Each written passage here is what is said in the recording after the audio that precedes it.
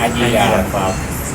Đầu tiên, Hiền Chí xin cảm ơn quý đồng tu đã ủng hộ các ấn tống trong thời gian qua, giúp cho chánh pháp được tu truyền dài lâu.